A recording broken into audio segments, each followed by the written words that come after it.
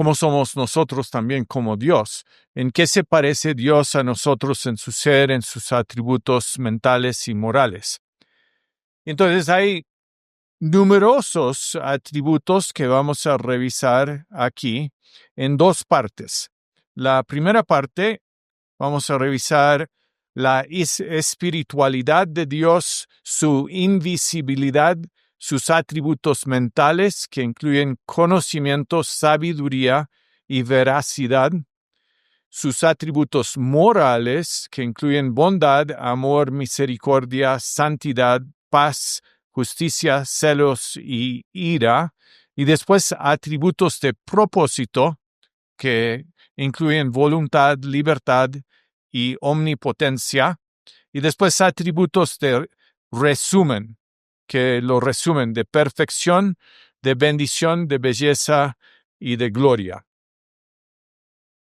Entonces, primero, la espiritualidad.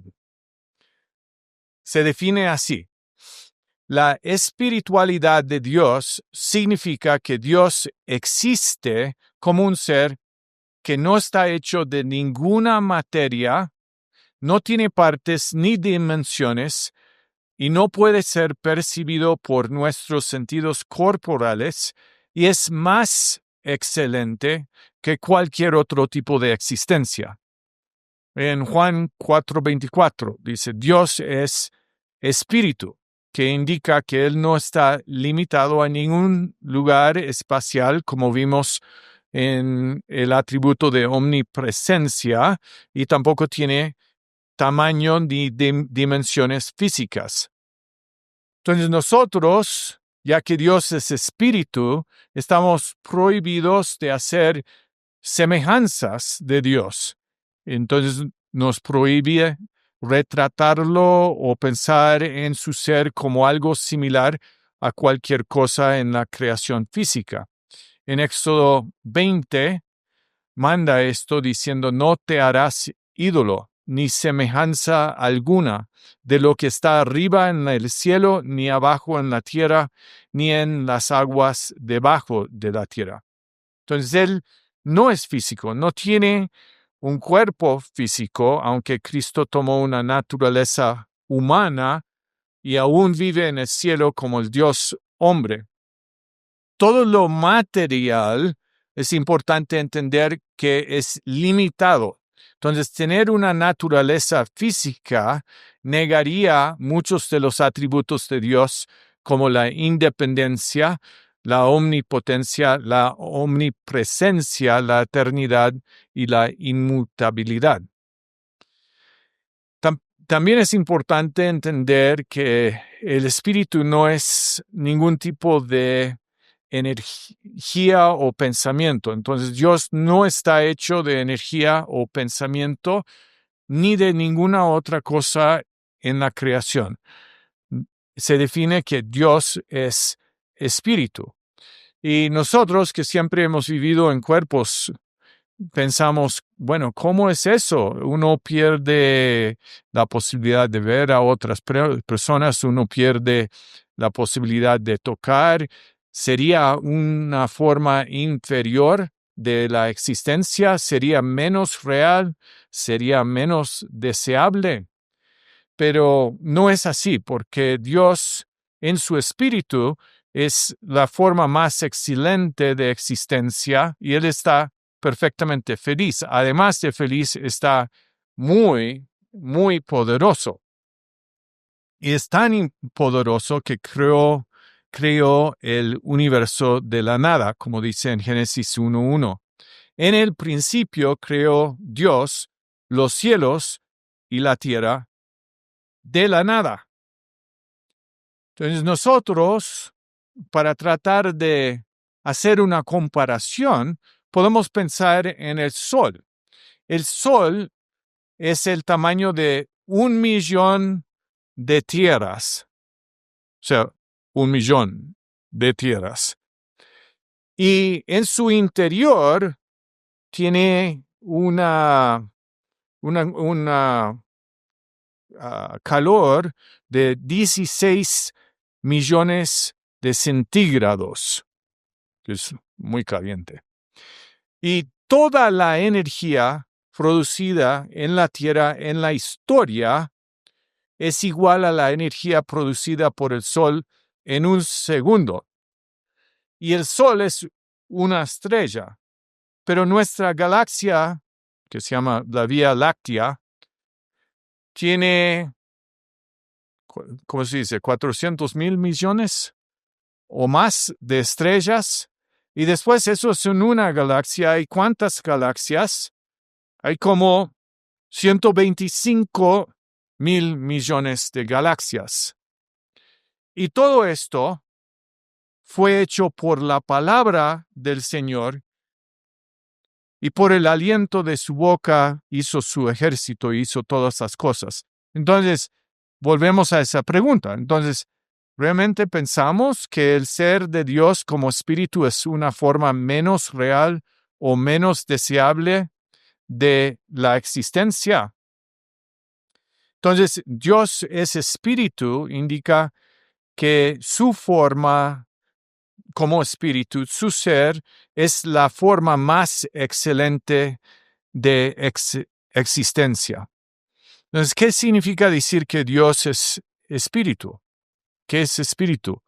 Es muy difícil de definir, pero principalmente podemos decir lo que no es, y por eso teníamos la definición que ya leímos, que la espiritualidad de Dios significa que Dios existe como un ser que no está hecho de ninguna materia, no tiene partes ni dimensiones, no puede ser percibido por nuestros sentidos corporales y es más excelente que cualquier otro tipo de existencia.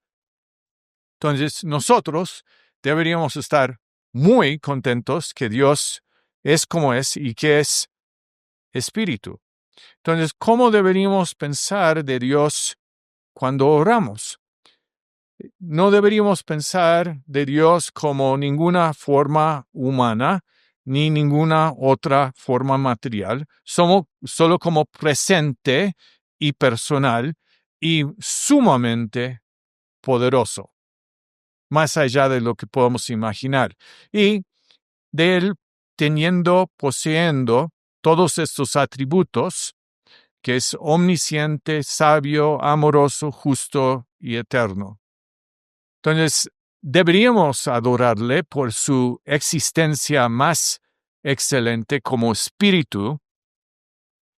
Y en términos de este atributo, está en los atributos comunicables. Entonces, Dios, cuando nos regenera, cuando nos cree, cuando nos da una nueva vida, cuando nacemos de vuelta, Él nos da una naturaleza que es espiritual y es algo similar a su propia naturaleza, aunque es creada y es limitado a un lugar físico. Pero Dios nos ha dado espíritus para que podamos adorarle. ¿Sí? Entonces, lo que nace del espíritu, espíritu es. Y en nuestros espíritus estamos unidos al espíritu del Señor. Y el Espíritu Santo da testimonio a nuestro espíritu de nuestra adopción en la familia de Dios. Y nosotros, si morimos antes de que el Señor venimos, nosotros vamos a pasar a la presencia del Señor en una forma sin cuerpos. Vemos evidencia de esto en Lucas 23 y en Hebreos 12. Bien, entonces vemos que nosotros cuando morimos estamos presentes con el Señor antes de la resurrección de forma espiritual. Entonces, conclusión, como tal, parece obvio que hay alguna comunicación entre Dios y nosotros de una naturaleza espiritual que es de alguna manera similar a nuestra propia naturaleza, aunque no en todo respecto. Entonces, por esta razón es correcto pensar de la espiritualidad como un atributo comunicable. Entonces, tenemos primero ese atributo comunicable de la espiritualidad. Segundo, tenemos a la invisibilidad. ¿Qué significa? Que la invisibilidad de Dios significa que la esencia total de Dios, todo su ser espiritual, nunca podrá ser visto por nosotros. Sin embargo, Dios aún se muestra a nosotros a través de cosas visibles y creadas. Y 1 Timoteo 6:16. Entonces, es sumamente interesante versículos donde parece que hay una presencia visible del Señor. Entonces, Dios se revela a nosotros y nos muestra algo de sí mismo, o a veces una representación de sí mismo, pero son a través de cosas visibles y creadas. Y tenemos un ejemplo de esto en Éxodo 13. Entonces había formas que Dios se veía visible, o que la gente, por ejemplo, el arbusto con fuego que vio Moisés, estos se llaman teofanías, formas que Dios aparecía, pero la manifestación visible de Dios mejor que cualquier otra teofanía es lo que tenemos en la persona de Jesucristo mismo. Juan 14 y Colosenses 1. Sí. Entonces Dios se muestra a nosotros en la cara de Cristo Jesús, que es precioso. Entonces, nosotros no podremos ver la esencia total de Dios, pero Dios nos muestra de sí mismo usando cosas visibles creadas, pero particularmente la persona de Cristo. Y hay una pregunta: ¿cómo veremos a Dios en el cielo? Porque estamos esperando lo que en español se llama la visión beatífica, que es ver a Dios, y por eso Felipe preguntó, ¿cómo puedo, o no nos mostrarás al Padre? Porque quería ver a Dios como Moisés quería verlo. Y cuando llegamos al cielo, sí hay las promesas de que lo vamos a ver. Apocalipsis 22, Mateo 5 y Salmo 16. Eso es lo más lindo, que Dios dice: eres tan importante para mí que yo voy a escribir mis nombres en tu frente porque tú eres mi posesión muy, pero muy especial. Entonces, nosotros no otra vez vamos a ver una visión exhaustiva, completa de Dios, pero será una visión de Dios verdadera, clara y real. Lo vamos a ver cara a cara. Juan 3:2. Entonces, debería gustarnos que Dios es invisible. Deberíamos contarlo como algo bueno, pero también deberíamos agradecerlo profundamente que un día lo vamos a mirar. Y lo vamos a ver no de lejos, sino cara a cara. Entonces, recién vi a Hugo y le iba a pedir leer, pero él tenía a sus hijos ahí frente a él. Entonces, sus hijos estaban cara a cara con él.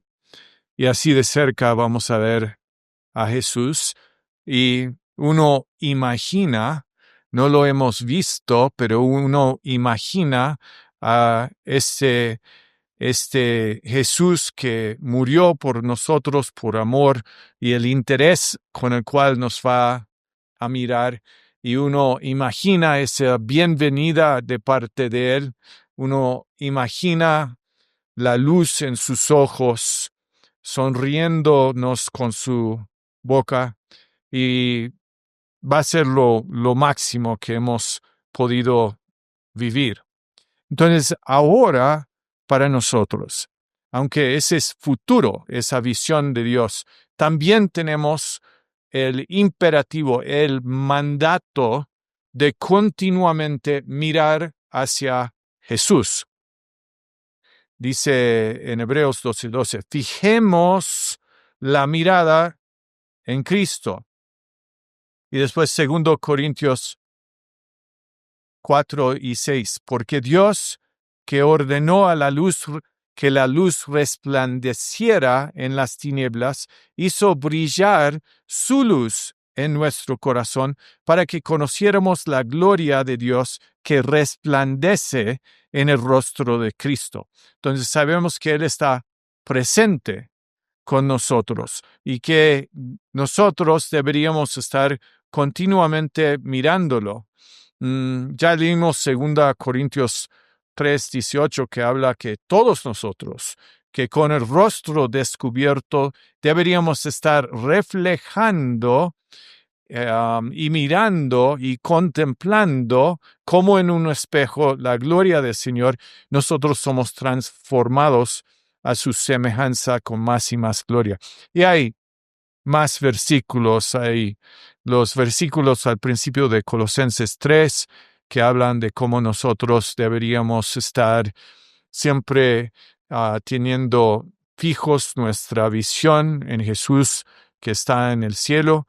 Es hay otros que dicen que nosotros deberíamos siempre ver a lo que no es visible, siempre estar fijado en eso y no en lo que es visible, porque lo que no es visible es eterno. ¿Y qué es lo más importante en lo que no es visible que deberíamos estar siempre enfocados? Es en Cristo Jesús que está en el cielo.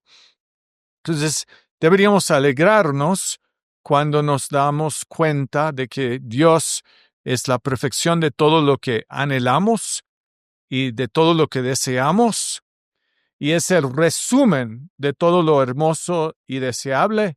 ¿Qué es más lindo y deseable, la creación o el creador? El creador, ¿sí? Y entonces nosotros deberíamos entender que nuestro mayor gozo en la vida venidera será que veremos su cara, y en esta vida que podemos percibir, aún no viéndolo, pero percibir cómo Él está con nosotros. Y esta visión de Dios nos dará pleno deleite y gozo por la eternidad. Entonces, tenemos esos atributos de la espiritualidad y de la invisibilidad, pero también tenemos atributos mentales que son comunicables, que incluyen el conocimiento, la sabiduría y la veracidad. Entonces, el conocimiento es lo que se conoce como la omnisciencia. En latín, omni significa todo y scire es conocer en latín. Entonces, la definición es que Dios se conoce plenamente a sí mismo y conoce todas las cosas actuales y posibles en un solo acto simple y eterno. Y aquí hay evidencias de la omnisciencia del conocimiento de Dios. Muy bien. Entonces, Dios afirma su conocimiento, que sabe todo, que sabe todas sus propias profundidades también. Y Dios conoce todas las cosas actuales, cosas que han sucedido o sucederán. En Hebreos 4:13 dice, no hay cosa creada oculta a su vista, sino que todas las cosas están al descubierto y desnudas ante los ojos de aquel a quien tenemos que dar cuenta. Entonces, Él conoce en el presente cada detalle de cada cosa en todo el universo, en el momento presente, y esto es lejos mayor de lo que podemos entender. ¿Cómo es posible que Dios sabe todo en todos lugares? Pero al mismo tiempo sabe todo lo que ha pasado en cada instante del pasado. Y esto es millones y millones de veces mayor. Pero cuando uno piensa del futuro, que va por la eternidad, o sea, es infinito. Él conoce todo de cada momento del futuro en un futuro que nunca terminará, entonces es miles de millones de veces mayor que eso, y Dios lo sabe todo en un acto simple y eterno de golpe, instantáneamente.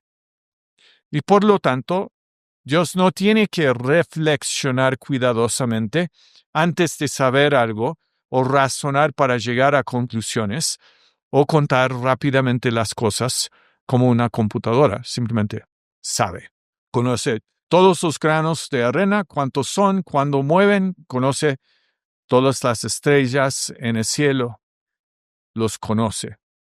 Entonces Él sabe todas esas cosas y todas las cosas están siempre presentes en su conciencia de forma eterna. Él siempre ha sabido todas estas cosas y tenemos la admiración del salmista y también la afirmación de parte de él en Isaías, Salmo 139 y Isaías 55:9.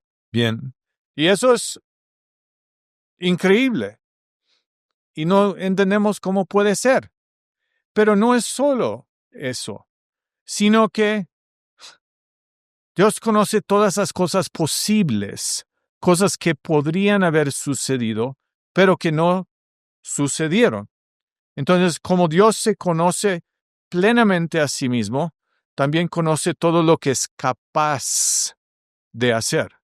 Por lo tanto, Él conoce plenamente todas las demás posibles creaciones que podría haber hecho, pero no lo hizo, y todas las demás posibles criaturas en esas creaciones que podría haber creado, y todas las demás posibles cosas que podrían haber sucedido en cada una de esas creaciones.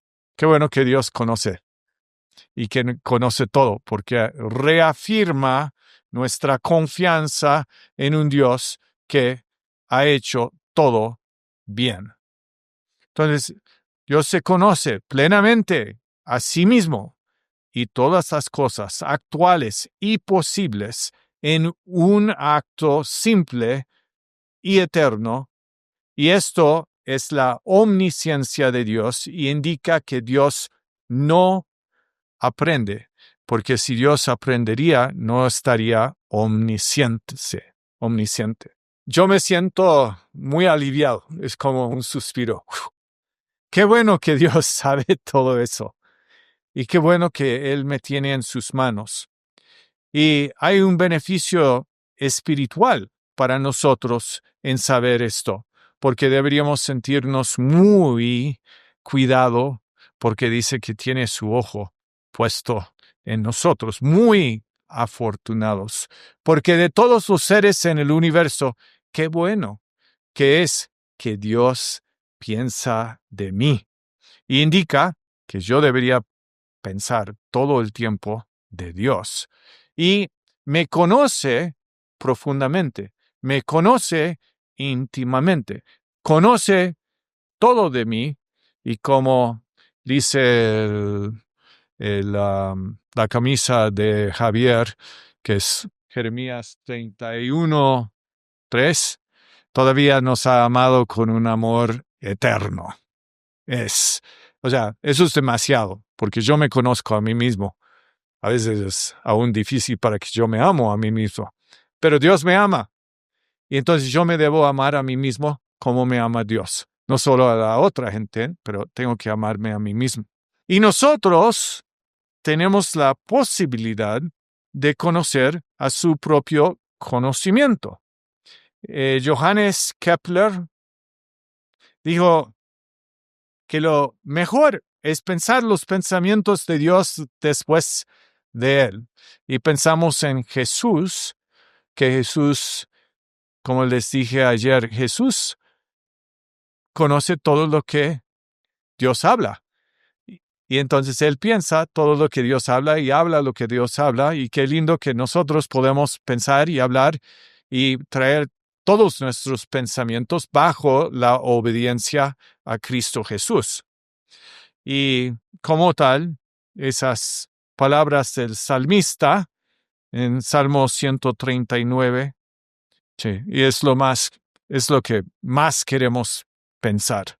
Y qué afortunados que somos de tener a la Biblia, de tener a buenos maestros, de tener a buena información y de poder contemplar a Dios. Entonces, Dios es un Dios que conoce y conoce de una forma maravillosa y también es un Dios sabio. La definición aquí es que la sabiduría de Dios significa que Dios siempre elige los mejores objetivos y los mejores medios para esos objetivos. Entonces hace esto en la creación. Por ejemplo, Salmo 104, 24, Señor, cuán numerosas son tus obras, con sabiduría las hiciste todas. La tierra está llena de tus criaturas. Entonces nosotros deberíamos mirar a la creación y deberíamos buscar evidencias de la sabiduría de Dios en esa creación. Como buena gente reformada, pensamos que todos los ámbitos y las esferas de todo el mundo están bajo el señorío del Señor.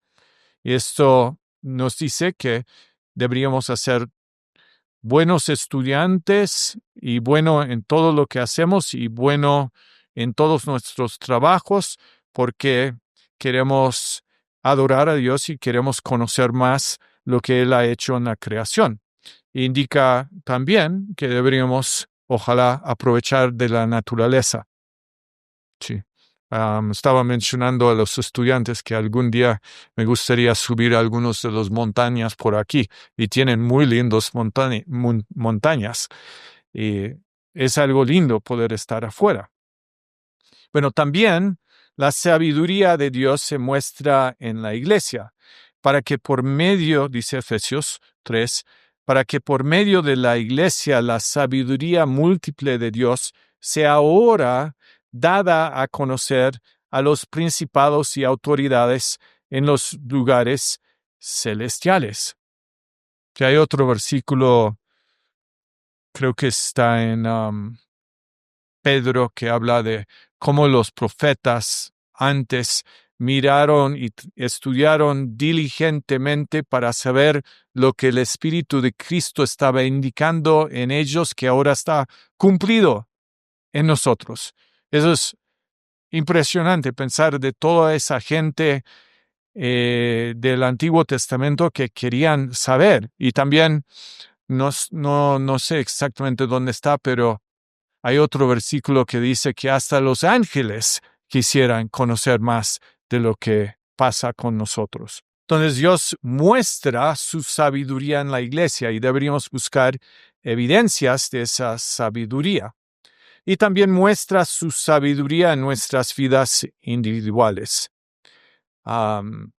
Muy lindo las palabras de Pablo en Romanos 8. Es que impresionante que Dios está haciendo algo sumamente sabio con nosotros y nosotros podemos ver su mano trabajando en nuestras vidas. A veces no lo vemos en el presente, pero sí lo vemos cuando miramos hacia atrás y vemos que Dios sí ha estado llevándonos por la vida y esto nos da confianza en el momento actual cuando enfrentamos dificultades y cosas que no nos gusta, que también Dios es un Dios sabio y cuando nosotros no entendemos lo que nos está pasando, que Él en algún momento va a ayudarnos a entender eso, pero que en el momento es un consuelo para nosotros. Entonces nosotros sí podemos tener algo de esta sabiduría de Dios en imitación a su sabiduría y deberíamos pedirle más sabiduría y eso es de acuerdo con la voluntad de Dios. En Santiago 1:5 dice, pero si a alguno de ustedes se les falta sabiduría, es como Santiago está diciendo, a ver, ¿hay alguno aquí que no necesita sabiduría? No, todos necesitamos sabiduría. Si a alguno les falta, pida a Dios. Deberíamos estar pidiendo más sabiduría de Dios, el cual da a todos abundantemente y sin reproche y les será dada. Entonces nosotros debemos pedir y confiar en fe que Él va a dar la sabiduría que necesitamos y confiar que eso va a pasar. Entonces, esto le honra que le pedimos y que actuemos de forma de acuerdo con la sabiduría que Él ya ha escrito en la Biblia. Si quieren ser sabios, leen la Biblia y van a ser más sabios. Y cuando no entendemos, como dije recién, deberíamos tener fe. Por eso dice en 1 Pedro 4:19, entonces los que sufren conforme a la voluntad de Dios deberían encomendar sus almas al fiel Creador y deberían seguir haciendo el bien. Entonces, cualquier actividad humana que hacemos requiere habilidad y planificación y es una forma de manifestar la sabiduría de Dios en nuestros trabajos, en construcción, cualquier oficio, en los deportes, la música, la cocina, la invención científica, en el manejo de personas. Y estoy pensando en ese versículo en 2 Crónicas 7:14, que dice que si mi pueblo que está llamado por mi nombre, si se humilla y ora y se da vuelta de sus formas de vivir malvadas y busca mi rostro, yo voy a sanar a su tierra. Eso es esperanza para nosotros y esperanza para que podamos cambiar cosas a través de la iglesia y a través del arrepentimiento y que hay esperanza para toda nación, porque a veces, no sé si ustedes se desesperan con la situación política, a veces yo sí, pero significa que nosotros estamos haciendo lo mejor para que haya un mejor Bolivia, un mejor Colombia, un mejor Argentina, un mejor todo el mundo, ¿sí? Y que la sabiduría de Dios es algo que podemos pedir y que podemos obedecer. Bien, entonces tenemos en esas capacidades o atributos mentales, tenemos la omnisciencia, tenemos la sabiduría y tenemos la veracidad. Y dentro de la veracidad, lo de ser cierto, tenemos la fidelidad. La definición de la veracidad es que de Dios significa que Él es el Dios verdadero y que todo su conocimiento y palabras son verdaderos y son el estándar final de la verdad. Entonces, no hay otro Dios verdadero. Él es el único y es el único en el cual deberíamos poner nuestra confianza, es el único que deberíamos adorar. Su conocimiento, sus palabras, por definición, son verdaderas y son el estándar final de la verdad. Y uno piensa en Jesús en Juan 14:6, donde dijo, yo soy el camino, la verdad y la vida, y nadie viene al Padre sino por mí. Entonces, Jesús mismo, en su persona, es la verdad y deberíamos estudiarlo como tal. Entonces, el conocimiento y las palabras de Dios son verdaderas y son el estándar final de la verdad. Jesús oró para nosotros diciendo que por favor que nos santificara en su verdad y que su palabra es verdad. Nota que no dice que tu palabra es verdadera, que es un adjetivo, sino que tu palabra misma es verdad, que es un sustantivo. Entonces nosotros deberíamos ser buenos perianos, deberíamos escudriñar a las escrituras y deberíamos probar todas las cosas que pasan en nuestras vidas y las cosas que nosotros hacemos según el estándar de la palabra de Dios y deberíamos arrepentirnos cuando las cosas que hacemos no están de acuerdo con su voluntad y deberíamos animar a otra gente que se arrepiente y que se vuelve continuamente hacia Jesús. Entonces, en términos de la veracidad de Dios, nosotros deberíamos buscar imitar a Dios en tener un conocimiento verdadero acerca de Dios y su mundo, y nosotros deberíamos hablar la verdad. Entonces, por eso queremos estar siempre aprendiendo cómo Dios piensa. Debería fascinarnos cómo Dios piensa y deberíamos tener esos mismos pensamientos de Dios.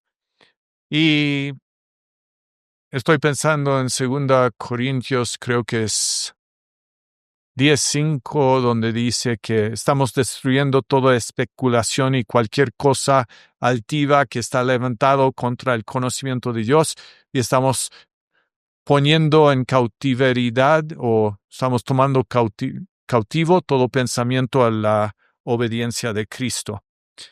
Entonces es algo que debería ser algo que nos gusta. No deberíamos mentir porque no queremos decir cosas falsas, porque queremos imitar a Dios que no mienta, porque Dios es un Dios de verdad. Efesios 4 y Colosenses 3. Sumamente interesante la razón de Pablo en Efesios 4. ¿Por qué no deberíamos mentir? ¿Por qué deberíamos hablar la verdad? Porque todos somos parte del cuerpo de Cristo. Y como tal, no deberíamos mentir a Cristo. Y entonces no deberíamos mentir los unos a los otros. Entonces, deberíamos buscar imitar esta veracidad de Dios en lo que decimos. Queremos ser confiables en nuestras palabras y deberíamos ser diferentes a la cultura actual. Entonces, eso habla de la veracidad de Dios. Ahora vamos a hablar de la fidelidad de Dios. La definición de la fidelidad de Dios es que significa que Dios siempre hará lo que ha dicho y cumplirá lo que ha prometido. Entonces, nosotros para imitar la fidelidad de Dios deberíamos siempre hacer lo que decimos y cumplir lo que hemos prometido. Entonces, ahí hay una pregunta. ¿Somos fieles con nuestros compromisos? ¿Cumplimos nuestras promesas? Y la fidelidad de Dios es también uno de los atributos detrás del mandato de Dios en los 10 mandamientos. No cometas adulterio. ¿Qué quiere decir? Quiere decir, sean fieles en su matrimonio, pero también fieles en todo sentido hacia Dios. Dios es fiel a sus promesas del pacto y es un esposo fiel para su pueblo, y por eso esperamos que podamos imitar su fidelidad siendo fieles a nuestros compromisos para matrimonio, pero también compromisos que tenemos con su pueblo a través del hecho de que Jesús se ha comprometido a ser esposo para nosotros y todos nosotros somos esposa de Él. Entonces tenemos esos atributos mentales de conocimiento, de sabiduría y también de veracidad.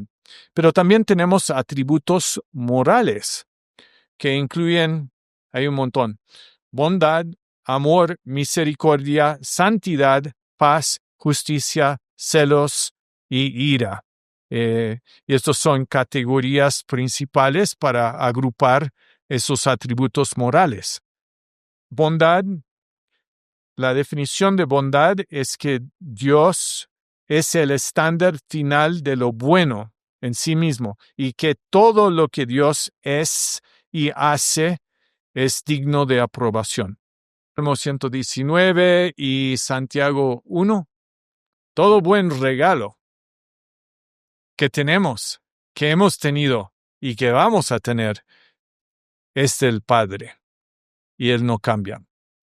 Entonces, Repito la definición. La bondad de Dios significa que Dios es el estándar final de lo bueno y que todo lo que Dios es y hace es digno de aprobación. Y deberíamos agradecerle profundamente por su bondad, porque pensamos de la alternativa, ¿qué pasaría si Dios no fuera bueno? ¿Y cómo deberíamos responder a la bondad de Dios? Deberíamos disfrutar y también deberíamos agradecer. Entonces, Dios nunca hace lo que es malo y tenemos que tener cuidado de pensar que lo que ha hecho Dios en la Biblia o en nuestras vidas es incorrecto, malo o perverso. Si vivimos en un mundo caído y si hay cosas que nos pasan que no son buenos, pero Dios siempre es bueno. Entonces tenemos que confiar en su bondad. Entonces eso nos da confianza que Dios va a traer algo a un fin bueno para nosotros. Y debería llevarnos a esa adoración y alegría de lo más profundo de nuestros seres, particularmente porque Dios es una fuente de alegría y que Él nos regala en su bondad alegría, pero debería ser que esa alegría también brota dentro de nuestros seres y deberíamos ser, como pueblo de Dios, la gente más feliz y más alegre, particularmente en vista de todo lo que Dios ha hecho por medio de Cristo Jesús. Entonces deberíamos buscar imitar esto en nosotros, deberíamos buscar hacer bien a otros, aún a la gente que no es bueno con nosotros. Deberíamos imitar a Jesús, que es bueno con nosotros, aun cuando nosotros fuimos muy rebeldes contra Él. Y así podemos imitar a la bondad de nuestro Padre Celestial. Gálatas 6. Imagina cómo cambiaría el mundo si todo el mundo hiciera esto. Sería un mundo muy diferente. Entonces es completamente diferente a la forma de pensar de la gente del mundo, porque ellos dicen cosas como los siguientes. Dicen, bueno, deberías hacer bien a los demás. Bueno, porque es lo mejor que puedas hacer. O deberías hacer el bien a los demás porque lo que siembras cosechas. Pero no siempre va a ser así. A veces vas a hacer cosas buenas y la gente no te va a tratar de una forma correspondiente. O hacer el bien a los demás porque te hace sentir mejor. Pero a veces hacer el bien a otros puede hacerte sentir peor. Y entonces por eso queremos anclar, o sea, afirmar y fundamentar todo lo que hacemos en Dios mismo, y otras razones son razones débiles. Hacemos bien porque Dios ha sido infinitamente bueno a nosotros en Cristo Jesús y pide que podamos amar a los demás, que es el próximo atributo. Entonces, esto es diferente a la bondad de Dios, pero está relacionado. Y la definición es que el amor de Dios significa que Dios eternamente se entrega a otras personas. Entonces, ese amor tiene que ver con el entregarnos a los demás, no reclamando nuestros propios derechos, sino saliendo de nosotros mismos para hacer el bien a los demás. Entonces podemos o deberíamos amar a Dios de forma recíproca, ¿sí? Como Él nos ama, deberíamos amarlo y con esa intensidad también. Y es profundamente lindo e inspirador pensar que deberíamos actuar como Él amó. Y ese es el mandato que recién, también es el mandato en Gálatas 2:20, dice, yo vivo por fe en Jesús, quien me amó y se entregó a sí mismo por mí, pero también pensamos en Efesios 5:1 y 2, donde dice, sean imitadores de Dios, como hijos profundamente amados y vivan una vida, caminan en amor, así como Jesús los amó y se entregó por ustedes como sacrificio y ofrenda fragante a Dios. Entonces hay un imperativo que como Jesús nos amó, deberíamos amar a otros también, amando primero a Dios y después a otros. Primera Juan es muy desafiante con las cosas que dice respecto al amor. En el versículo 4:11 dice, amados, si Dios así nos amó, también nosotros debemos amarnos unos a otros. Simplemente pregunto, porque me pregunto a mí mismo, ¿yo amo a otros como Jesús me amó a mí? Y me lleva al arrepentimiento. Sí, tengo que amar mejor, sí, a otros. Pero doy gracias a Dios por su amor y tomo su ejemplo para mí. Entonces sé que es un camino largo, todos estos atributos, pero es un camino muy lindo, muy bello, porque nos podemos ver todo lo que ha hecho Dios y todo lo que ha hecho para nosotros en Cristo Jesús a través de cada atributo y que podemos pensar, bueno, si así es Dios, qué lindo que tengo esta oportunidad en este mundo de ser como Él es.